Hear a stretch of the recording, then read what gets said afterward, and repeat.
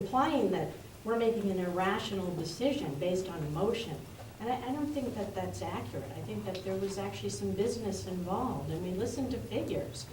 And I want to correct Councilor Fileault in regards to 100 nights. And these, if anybody wants, I have the page numbers and the minutes where this testimony was given. So I think it's pretty accurate. 100 nights serviced 119 individuals. 57 of them were Keene residents. So that's 47%. Southwestern Community Services serviced 220 individuals. 110 were from Keene. That's 50%. So 47% and 50%. They both, there's also a couple of other, well, there's a lot of things I could go into. I have to say I was hoping that 100 Nights would get the 9,000 that they were requesting. But, and I also would have preferred that we did this by line item and not clumped it all together. I'm not in favor of that. I would have to say that. But the questions were asked to both agencies about background checks. And 100 Nights says they call the police and ask for, they run the name by the police. If there's a bench warrant, the police actually, this was not in the minutes, but if there's a bench warrant, the police actually come down and arrest them. And the question was asked for Southwestern Community Services if there was a background check. They said they know if there's a sex offender, but not if there's a felon. And there's a sex offenders registry. And I don't know, they didn't say they called the police and run the name by them, but they didn't say they did a background check either. So, you know, at 100 Nights, there's a 10 p.m. lights out unless you're employed. And this is not in the minutes either. There's a 9 p.m. curfew. This is in the minutes for Southwestern Services, and if they're employed and have to come in later, they're allowed to come in.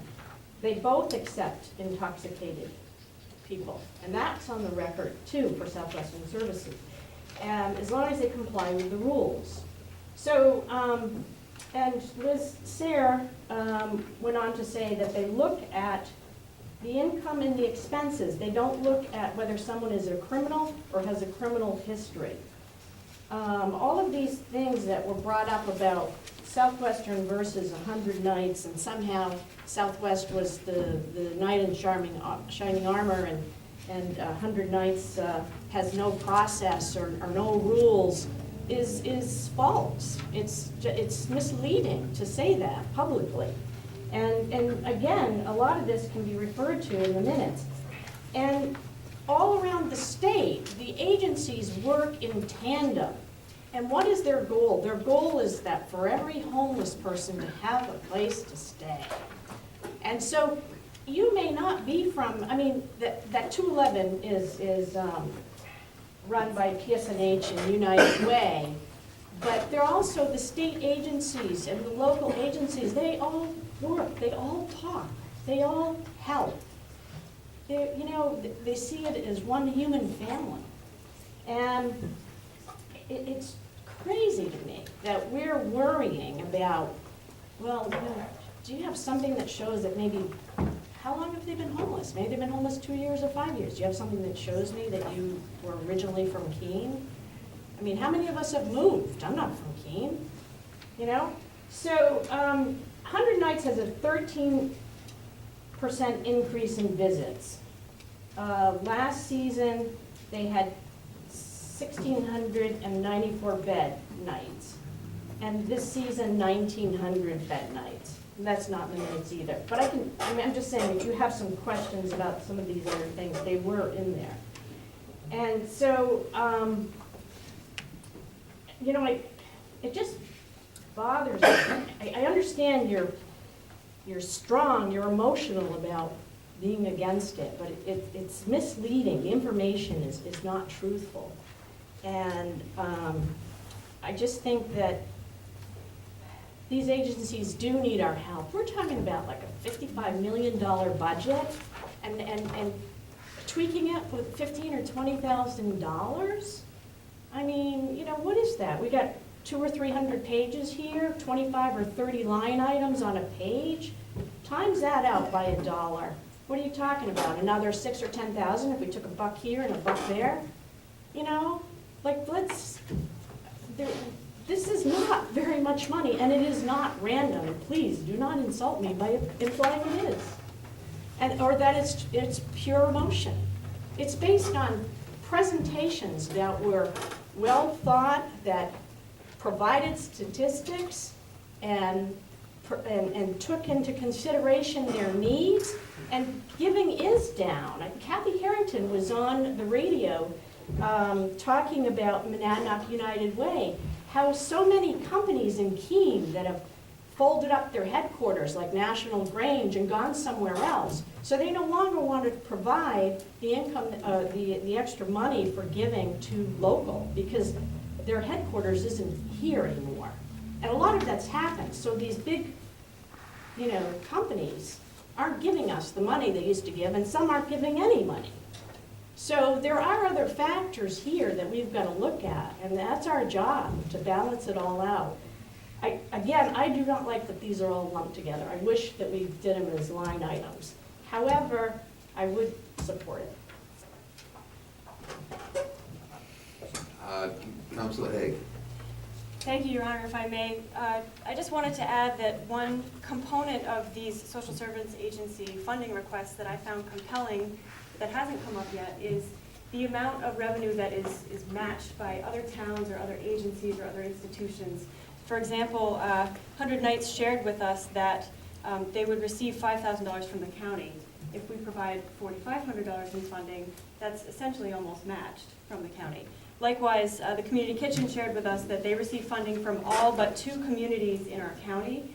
So we would not be alone in providing additional funding to these agencies, and I found that compelling personally, which is another reason that I'd be inclined to support this funding request.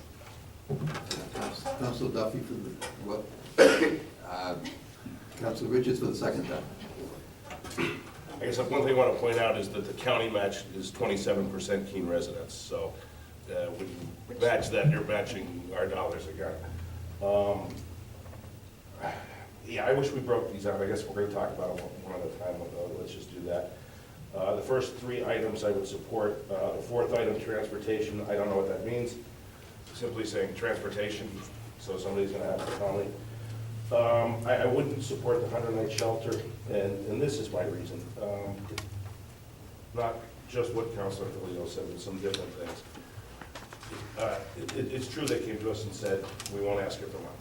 Okay, and then the next year they said, well, we're going to ask you for money, but we want, and the city said, okay, but you have to meet the MLS letter, and you have to meet the city standards, and that went on for 3 years, and they never met the city standards. They never gave us that letter, and they never did any of those things that they were supposed to do in order to get the city funding, which is okay. If you want to open a shelter and you want to take care of people, that's God's work, and I appreciate it. But my point of view as a city government is, when we go through Southwest Community Services, and as a city government, we are required for anyone who is homeless to find them a place to sleep. And we're required to do that, whether 100 Nights was here or not, and we have done that. So we have done that in the past. This policy Councilor Fileault discussed goes back, but it also does say the reason it was invented really was because every charitable group in the city would come before the city council and ask for money, and it would be, well, we'll pick you, but not you, but we'll pick you, but not you.